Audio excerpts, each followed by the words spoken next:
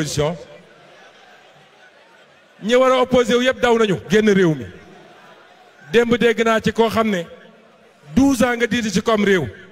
tey ñeme woo taxaw ci biir réew mi nekk fa la def ay vocal di ko envoyé bu amee fit day def niñ doon def ñun dañoo toog ci réew mi opposé wu dañoo toog ci réew mi jàkkaarloog moom Sénégal réewu teranga la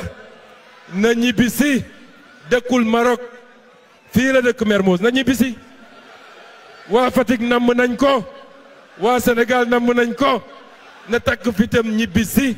moo gën taxaw naan ay le régime a déçu les Sénégalais. La seule personne qui a déçu les Sénégalais,